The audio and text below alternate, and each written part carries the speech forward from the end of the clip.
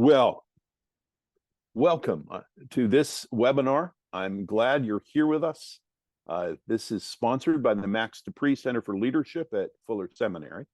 My name is Mark Roberts. I'm a senior strategist for the Pree Center, and I focus on the spiritual formation of leaders and then very much on the flourishing of leaders in what we call the third third of life. The Pree Center has produced many resources to help leaders respond faithfully to God's callings in all seasons of life for the sake of God's redemptive work in the world. And we create tools that help people grow in their work and their sense of purpose. These tools help people deal with issues that matter and that also help folks move toward greater fruitfulness in whatever work God has for them. And you can find these tools at the Pree Center website. Now, among those tools, you'll discover a bunch of webinars that we have done as we interview leaders of note who have wisdom in diverse facets of life and leadership. And so today I'm excited to host a webinar with one of these outstanding leaders, Dr. Karen Pearson. I'll introduce her in a minute. But before I do, I just want to give you kind of the game plan for the webinar. So in a moment, Karen and I will start talking. We'll talk for about a half hour just between the two of us. And then there will be an opportunity for Karen to respond to your questions. If at any point during this conversation you have a question, please put it in the Q&A of Zoom, and not in the chat, but in the Q&A, and just write your question in. And then, as I say, in around a half hour, I'll begin asking some of those questions of Karen. So that's how you can get your question in there. I should also mention that this webinar is being recorded, and it will be available in a day or so on the Pree Center website and also on YouTube. So if this is helpful to you, that makes it really easy for you to share this with other folks. Recently, in my work with the Pree Center's Third Third Initiative, I met Dr. Karen Pearson. She is the president of Kids Hope USA, an organization that connects children with adults in mentoring relationships. Before coming to Kids Hope USA, Karen served in a variety of faculty and administrative positions at Lawrence University and Hope College. Now, over 3/4 of the mentors in Kids Hope USA are in the third third of life. And so you can see why I've been really interested in Karen's work and eager for you folks to know about it. Perhaps an aspect of your own third third flourishing will be as a mentor to children, and you could even do that with Kids Hope. So anyway, Dr. Karen Pearson, thanks so much for being with me today in this webinar. I'm looking forward to this conversation because I know it'll be helpful to many. Thanks so much for being here. Well, thank you for the invitation. It's really my pleasure and honor to be here with you. And it's been good to develop a bit of a friendship with you personally. And I really want to thank the Pree Center and your work for really cultivating, I think, a rich conversation about mentoring, part of which is today, but it's much broader than that. So thank you. Well, thanks at you too. So we'll just begin with the most obvious question. What is Kids Hope USA? What's your mission, and how do you seek to accomplish the mission? Yeah. So Kids Hope USA is really a ministry of mentoring. And everyone connected with Kids Hope USA believes that all children matter to Jesus. And all children need and deserve really rich, positive, encouraging relationships with adults in their lives to help them grow and thrive. And so Kids Hope USA invites churches to partner with their local elementary and middle schools, and the churches mobilize volunteer mentors from their congregations. And those mentors are screened and trained and prepared to go build really good relationships in the school, but just with one child each. So I'm a mentor to a young, she's now going to be in 3rd grade. And it's really an opportunity for Christ followers in a largely public school setting to build life-changing relationships one at a time. And it's really that power of the one-on-one relationship. It's just such a compelling model. And as one who was a pastor for a long time and always trying to think about how can we get our church connected in the community, it's just a brilliant idea. So how did Kids Hope USA get started? What's a little of your history? Yeah. So our organization was founded not quite 30 years ago by a really smart and thoughtful and kind man named Virgil Gulker, Dr. Virgil Gulker. He really at the time in the sort of mid 90s was doing a bit of a survey, a bit of a research project, really asking people throughout really the whole public sector, whether it be educators, pastors, public safety, pediatricians, people just in this broad spectrum of areas. He was asking them what, in their opinion, is the greatest need of America's children. What is the greatest need of America's children? And he heard many answers, of course, but a theme began to emerge that children, particularly the children that were really in very challenging situations, needed adults in their lives to serve as positive, supportive, encouraging, really role models and friends to them. And being someone who was very deeply connected with the church, an idea began to emerge that perhaps we could invite people from churches to reach out to children in their very own neighborhoods, right? Oftentimes churches are located very close to elementary schools. So how could a church reach out to that school and say, we have a group of volunteers who would like to come build relationships with children that you identify as those who could really use the additional one-on-one time. And our mentors, we will screen them and train them and prepare them, and they will come to your school to meet with the children just 1 hour a week, faithfully throughout that school year. And back in the fall of 1994, we had 3 brave churches and 3 brave schools. And really the ministry has taken off since then. It's really, again, I think through God's blessing and a lot of hard work, we have almost, more than 600 churches and almost 150 programs throughout the country, 38 states. And when we survey our programs, which we do every year, we had about 10,000 students and mentors in relationships together last school year. So we know that that's a small drop in the bucket, and I know we're going to talk about the vision for growth later, but we are just deeply grateful for every single one of those volunteers, those churches, those schools who really work hard to make a ministry like this possible. That's wonderful to hear. You know, I didn't tell you I was going to ask this, but I'm now very curious. How are you funded? Almost exclusively from donations and generosity. But it is true that the churches do pay us a modest annual partnership fee.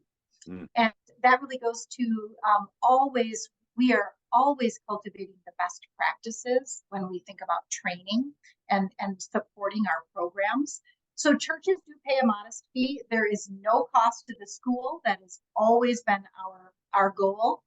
And really, we rely on the generosity of individuals, foundations, and so on. So it's a really important part of my work, and we have a great development team, and we're always looking for other generous supporters. Well, that's good to hear, and we live in a similar world there, so I understand that. But that's great, and you know, in your telling the history, you kind of responded to what would have been another of my questions, which is why involve the church? That the founder really had this vision, and of course now you've seen it work, right? I'm curious, there's obviously the main point, which is that children will be mentored and really help to grow through this work. Have you seen this be helpful to churches along the way? It just seems to me like it ought to be. Yeah. No, it's really true. We do partner, Kids Hope USA partners with the church, and then the church establishes a relationship with their neighborhood school.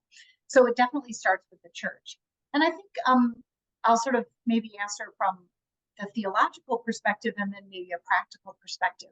I don't know about the church that you led, Mark, or that you attend now, but many of us, when we leave a church service in a Christian church, will leave with ascending. You know, in many cases, maybe the pastor will say, go in peace, serve the Lord, or maybe the pastor may encourage us to love God and our neighbors. But there is oftentimes a very direct reference to, we have just spent time in worship together. Now you're going out and really called to serve and called to live out God's love and so on in the world around us. So I think churches already have within them a deep sense of wanting to connect with people in their neighborhood and people in their communities. And Kids Hope USA, from that practical standpoint, is a 30-year model that we know works. Mm-hmm. They're not asking the church to sort of reinvent a program, so to speak. We are inviting them to join us in this mentoring ministry and really work within what is a very simple framework to engage their folks in deeply purposeful relationships. And using our model, which is very flexible. I mean, it has a few, non-negotiables, but honestly, it's a very flexible model. So churches also have an ability to make it their own. Yeah. In fact, we say, Mark, that nobody mentors for Kids Hope USA. They mentor for the church that is partnered with that school. Yeah. And we're hoping that the school then looks across the street or a few blocks over at that church and feels a connection within their own neighborhood to people who come and, meet with the kids and build these relationships with the children at their school. Yeah, it's such a wonderful model. And that's part of what it so impressed me when I was learning about the work you're doing. Now, I know you work with churches, but you also train and help those who are going to be mentors, because I can imagine their folk who say, well, I'd like to do that, but I don't know what to do. How do you help train mentors? Yeah, well, I'll mention the three kind of areas that people serve in their Kids Hope USA programs. So once a church and the church's leadership, whether that be the pastor or some sort of consistory or whoever makes that decision, once they say they want to go forward with the Kids Hope USA program, they need to identify someone, or in some cases, two people within the congregation to serve as the program's director. And really, the director is the key to the success of the program. Of course, God's blessing, for sure. But that director serves, or co-directors, we often love it when there are two people, they really serve as the point person for this ministry. So that director then builds a strong relationship with the school so that the school, the principal, the teachers, the counselors understand. And we offer significant, robust training for the person or persons who will serve in that director or co-director role. So that's the first piece. And we talk to directors all the time. It's just an absolute delight to get to know these incredible people. Sometimes they're retired educators, sometimes they're children's ministers or outreach ministers. Sometimes they're just someone in the church who has really good organizational skills and wants to serve in that way. So then we come to the mentors, and we as an organization are always looking to adhere to and promote the best practices for mentoring. So we do offer to the directors and the mentors, of course, some training for just how to engage in a good mentoring relationship with a young person, particularly an elementary school age student. So, once someone undergoes the screening process, because of course that is of utmost importance for the perspective of child safety, then they go through our training, and that just tells them a little bit about, a little bit about child development, a little bit about how to spend the hour together, a little bit about the rules that exist within the public school setting for the separation of church and state, and, various things like that. So within a few hours of really kind of this on-demand online training, a mentor at least has the basics to get started with their child. And I want to just assure people that this is not difficult work. This is an absolute joy. I'm not saying that there aren't challenges, but you're not expected to, master fractions again. You're not expected to, do a lot. You're not there as a tutor. You're not there as an academic tutor. You are there as a mentor. And that involves playing games together. That involves listening and talking together. That involves sometimes coloring or doing a craft project, or going out on the playground and throwing a ball. That involves faithfully showing up to be a presence in this young person's life. And we say that Kids Hope really has 4 basic principles. One is the mentor has to say the child's name with love. Many children don't experience their name with a lot of love and care. So can you say a child's name and say that with love? Can you be there just for that child? It's only one-on-one. I only go to the school for the child I mentor. And that's really, really important, because many specialists and other things see many students. But for us to be able to say, I am here for only you, that's really important. The third piece is to be faithful. We need our mentors to commit to showing up for their child, because it's actually far more destructive to say I'll be there and then not show up. That's even worse than not having a mentor to begin with. And then the last one is, again, this positive belief in the student, right? I'm able to encourage you. I'm able to see the potential in you and nurture that and encourage you and really build up your assets. And so those 4 very simple principles, which I truly believe almost anyone can do those things and do them really, really well. So that is so helpful. Yeah. And it's, I think that would be encouraging to many who are good-hearted and would be willing, but there's always this, at least for me, this insecurity that how am I going to know what to do and all that. So that is really that's really helpful. I know this work has made a significant difference in the lives of course, children, but also in schools or neighborhoods, families, churches. I expect you could probably talk for a long time on examples, but could you share a couple of examples of where this work has actually made a difference? Yeah, I'd be happy to.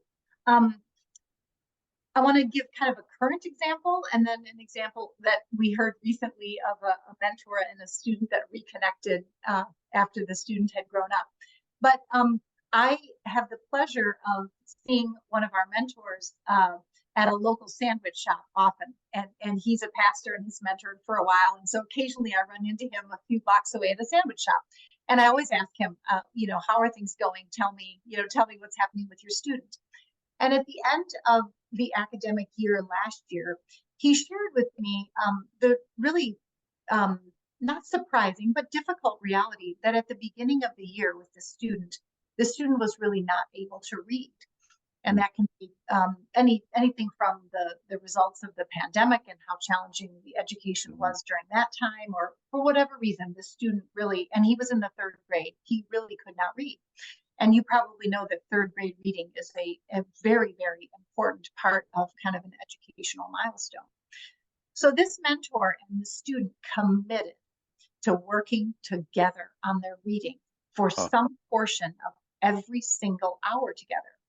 And this mentor shared with me, he said, Karen, I was, and this is his phrase, relentlessly positive about the fact that together we could figure this reading thing out. Okay, not that he was the only one responsible. Goodness, this child was in school, right? But there's a sense of we are going to get better at reading together, all year long. And he reported to me with just such joy and enthusiasm that the teacher had awarded this young student sort of like the most improved reader at the end of the year, because he really had made such great strides. And I think in addition to the academic success, I think there was a really important life lesson there about tackling hard things together and being committed, and the sustained work that it takes to achieve something that's hard. So that's a story that I really love to tell. We also heard a story recently of a mentor who was admitted to the Mayo Clinic and needed some healthcare. And to her utter delight, one of the nurses that came into her room believe it or not, as God's spirit would have it, was the young person who she had mentored Oh, wow. ago. And they connected there in that room, Oh, such a beautiful way, kind of both reminiscing about the past, but also who they were now, how this young woman's life had moved forward in her schooling and her professional development, and now being a nurse. And I mean, just what a great example of God's kind of threading through that connection long ago up to today, and they reconnected. And so I think ultimately these mentoring relationships, we don't know where God may take them in the future. We never know at the time what may happen in the future, but oftentimes mentors say they've reconnected or they've stayed in connection, mhm. and that this really becomes a lifelong friendship that they have. Oh, I love that. And partly, I love that story partly because it is an example, one of many, of how being a mentor actually helps the mentor too, right?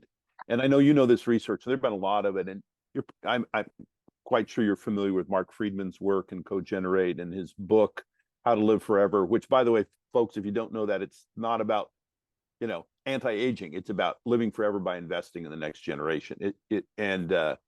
But one of the things that's so striking in all that research is how much the mentoring experience actually gives back to the mentor.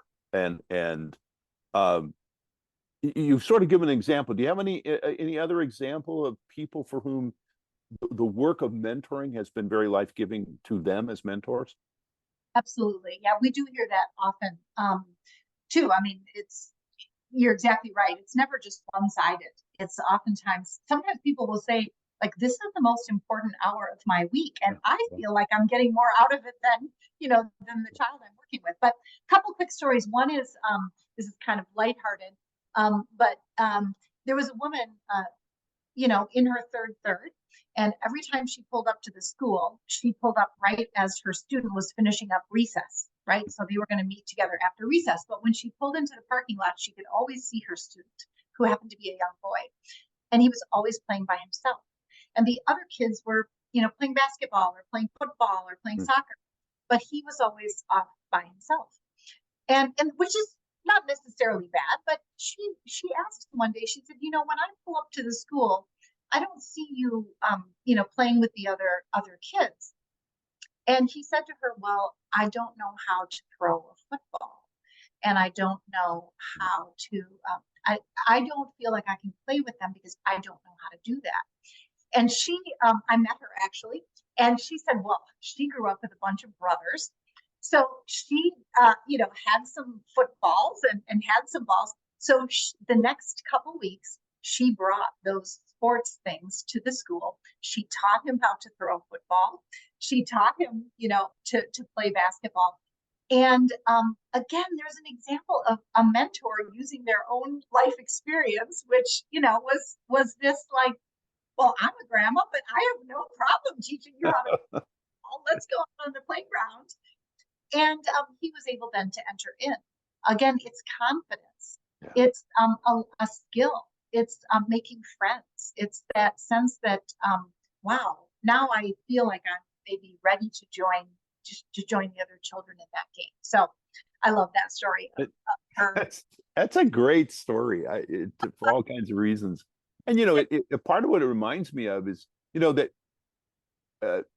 over the years there's been quite a bit of research on what happens when older adults get involved in schools as mentors, tutors. I mean, they're different models, but very similar to what you're talking about in whatever it is. And and as would know so well, better than I mean, the research shows, yeah, it's great for the children. I mean, they can measure things like fewer visits to the principal's office, better scores on tests. So there's measurable things that really do matter, not to mention many of the intangibles. But then the amazing thing is that they in these studies, they would measure the mentors for various things going in, cognitive ability, physical ability, and they discover that after the year of mentoring, their cognitive and physical abilities are better, partly because they've been stretched in new ways, partly because they're just moving around more. So it's just such an interesting and wonderful kind of overlap. So you have older adults. I know you don't have only third adults. You have many, but you're Sure. older in the sense that they're not children anymore. They're grown-ups Sure. who are, who are looking for meaning and for something to make a difference. And so often, I just remember as pastor, folks would they wouldn't know what to do, right? They just don't know how to do. And you folks have made this so relatively simple. Yep. Yep. That's part of what I just love what you're doing. And I can only imagine the growing impact. I mean, I just think of churches that really want to impact their communities, but they don't know really what to do. Not only is this about getting to know the children and the school, but through that, I imagine can't that help churches get more embedded in their communities? Yeah, definitely. I think there's no question, as I mentioned before, that the school begins to see the church as a trusted partner, somebody who they can count on, somebody who they know will be trustworthy. And so, maybe they need volunteers on a field day, or we Mm-hmm. of schools that will say, hey, we've got a teacher appreciation day coming up. Could you bring lunch or a cart of coffee and muffins? So there are ways both to support the school staff and the teachers, but also to support, winter coats or school supplies or Right. as well. Mark, I want to just circle back to one other really important point that you mentioned, and I wanted to make sure I said. When you talk about mentors, particularly, I think right now, we're aware of the Surgeon General and others that have talked about really an epidemic of loneliness. Mm-hmm. And I right before Christmas last year, I received a really encouraging note from a director who was talking about a mentor who really was kind of dreading Christmas break and kind of dreading whether it's the season. Of course, now it's getting darker. There's lots of reasons why people feel lonely and isolated and kind of dread the Christmas holidays. This person was going to this person said they had a brighter kind of picture of their own self and their life because they were in this mentoring relationship with the student.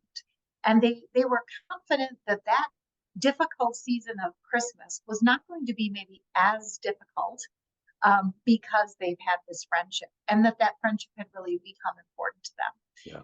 I do think when we talk about loneliness and isolation, there are a lot of people that don't know where to start. Right. They don't know how to get going. And Kids Hope USA is a simple 1 hour a week. And you're going to do it every week throughout the whole school year. And it's just part of your schedule. And it's, in most cases, the absolute delight of playing Uno and throwing a football that I think can really lift people's spirits. And I just love that story of someone just being honest and vulnerable to say, this is a tough season for me, but I'm feeling a little better because I'm in this relationship with this young person, and it's bringing me joy. Great example. And, I've seen similar things. In fact, I was, one of the things we do at the Pree Center is we have a video course on flourishing in the third of life. And I was talking to a group that had done that course. And there was in that group a person who was a retired teacher. She'd taught all her life, elementary.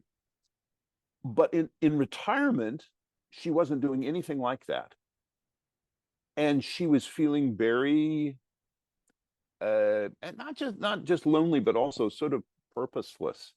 And in this case, she didn't get connected up through you, but she actually just went herself to her local school and said, I've been a teacher. Can I help somehow?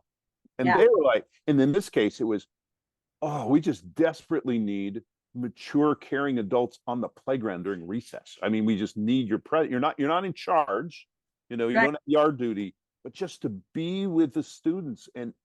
And she was so excited. It was really rejuvenating to her. And the interesting thing to me was that was such an obvious thing to do. in a way, but she hadn't thought of it, right?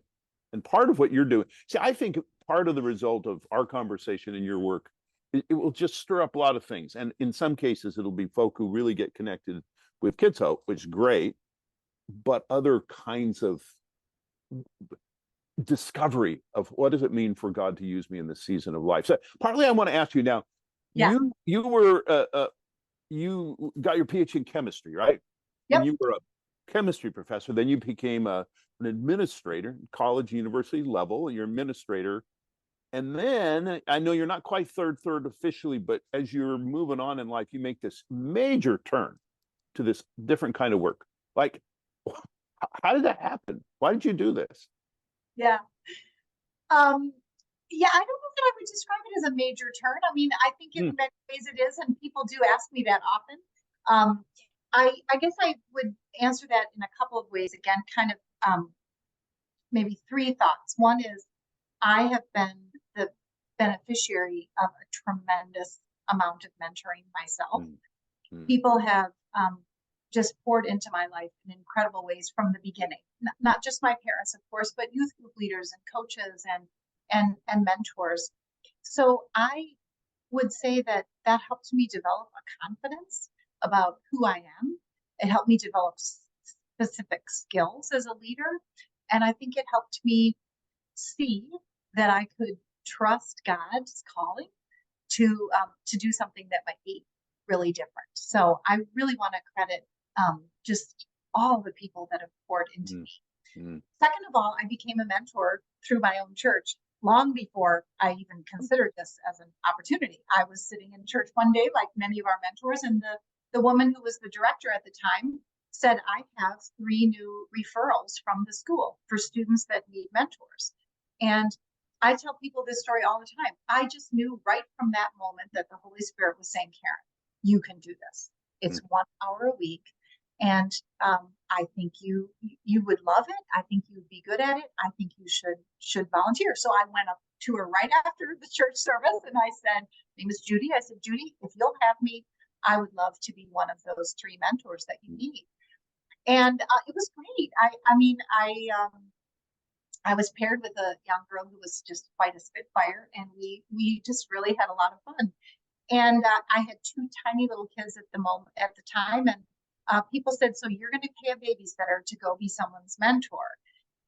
Seems crazy. And I said, no, it's not. I think that seems like a fantastic opportunity for me to love someone else's child. And I hope someone else loves my child, down the line. So anyway, the second thing is I became a mentor. And then the third piece was I was feeling some maybe restlessness in my role at the time. And when this opportunity presented itself, I thought, well, it's got education, it's got a faith component working with churches, and it's got leadership. And although Kids Hope USA is way different from a college and teaching chemistry, those 3 things are things I felt I had, I knew those well.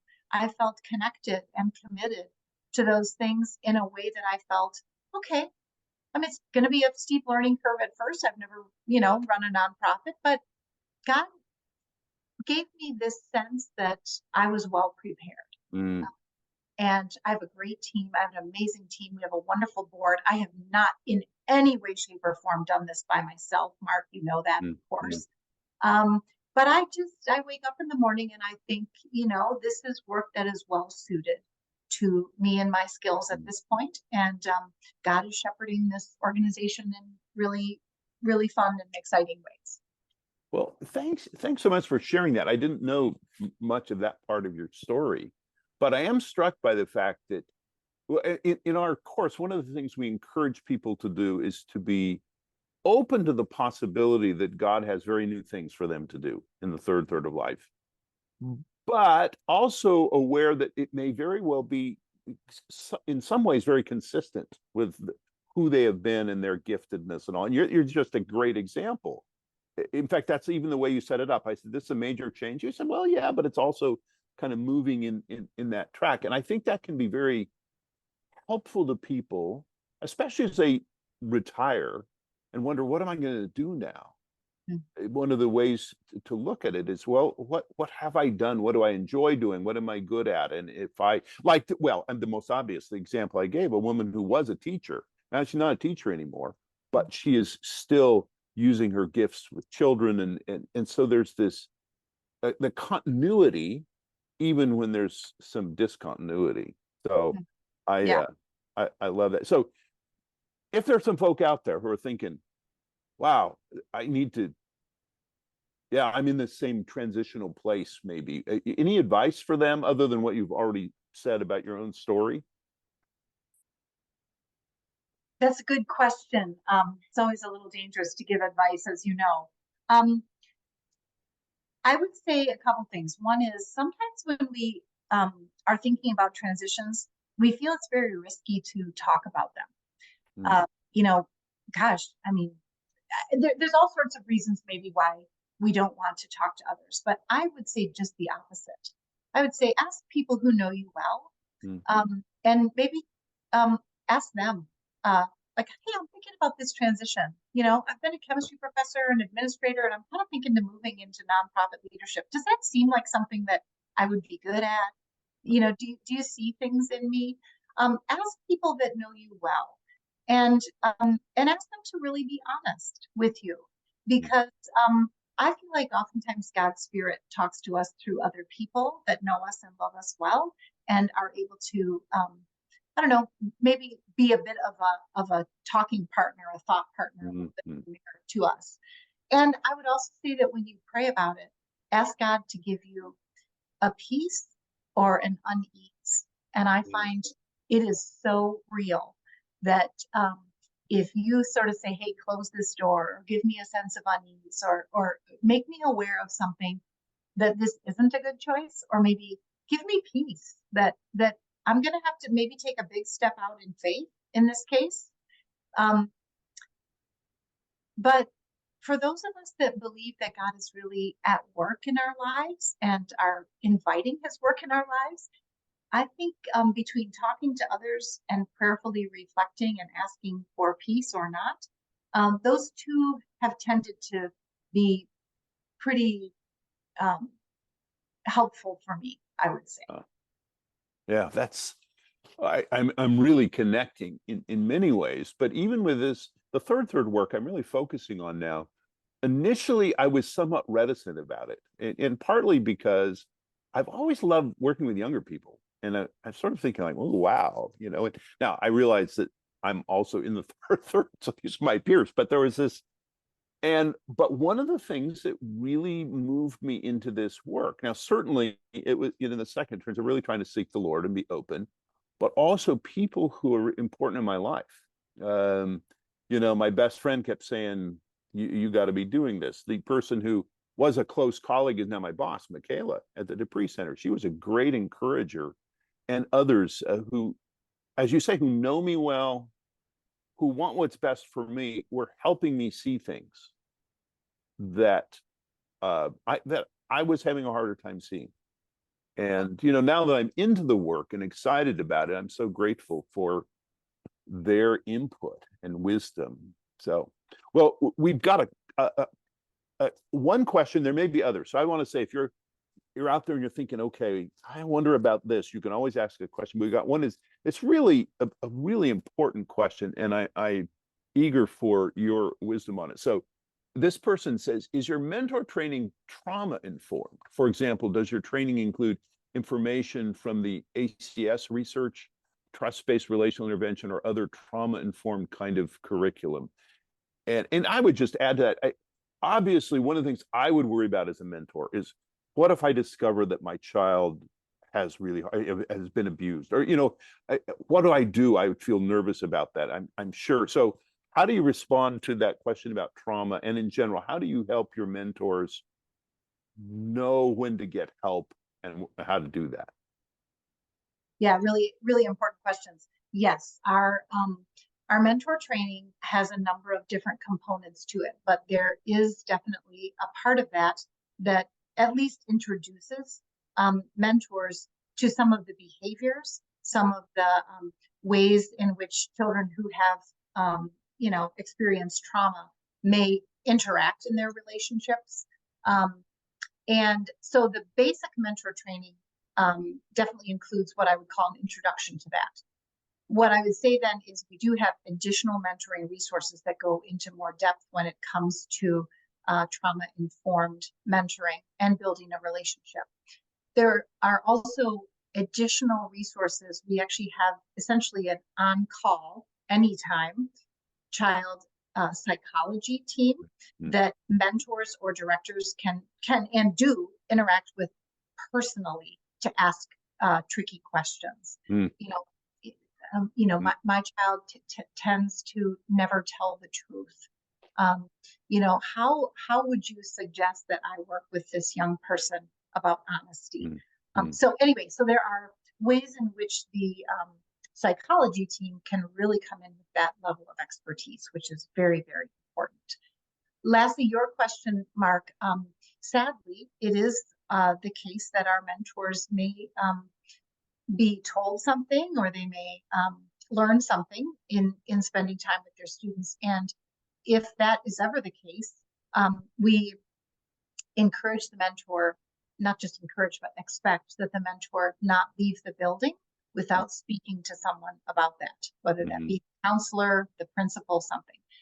And in almost all cases, the school is well prepared to step in and perhaps is aware of it, or already really, really prepared.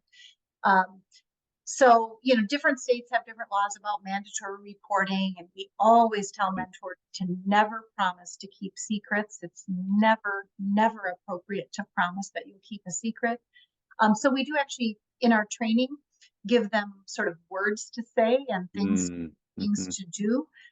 But again, that's where there are professionals, both at the school and, that can really step in and help. So, well, yeah, thanks for that. And that's very encouraging. And, you and I hadn't talked about this, but I'm not at all surprised. I would have expected that you really worked that through. I just think in terms of my own background as a pastor, that there were times when I became aware of things or was dealing with people, children, but also adults, really, really hard situations. And we had received some training, but a lot of it's what you said was getting help, knowing when you need someone else to be helping you with that. And so I appreciate that. So another question then for you is, as you imagine the growth of this work, I mean, it just seems like it's so giantly important for all the reasons that you've already said.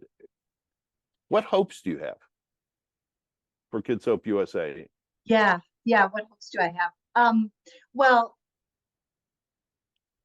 again, kind of big picture, we really long to see all children thrive and all children be in positions to just, develop in ways that are really healthy and positive and will help their flourishing and thriving. And we recognize that many children are not. And many schools are longing for volunteers to come on in and build these relationships. That can be one part. It's not the only part, but one part of a child's sort of healthy development. So, in its most basic, my prayer is that more churches and more Christ followers would catch this vision and want to establish more mentoring programs. And we find, Mark, that once a church gets off to a good start, and this becomes something that is really kind of anchored in their congregation, they are committed for a long time. It's not just simply kind of a one-year program and then they're on to the next thing. We have Kids Hope programs that have been with us from the very beginning. In fact, all three of those very first churches are still mentoring today. So this is a program that is very sustainable once we get off to a really good start. And our team is well prepared to help you and your church get off to a really good start. I will mention, though, that there are Christ followers who may not go to a church that's interested in a Kids Hope program. And we have begun to offer some other nonprofit organizations, some community centers, for instance, or even businesses whose leadership and kind of faith-friendly business practices might also make them a good fit to have a Kids Hope USA partnership. So if you're the kind of Christ follower who is thinking, wow, my business or a business I'm aware of or a community center or other organization might very well have a group of Christ followers to mobilize, we're just beginning some of those early partnerships. Really, my mission That's is great. I didn't know about that. serving more kids. Yeah. So Well, you know what you're doing, it hits so deep in the heart of the longings of so many churches to make a difference in their community, but they often don't know what to do, right?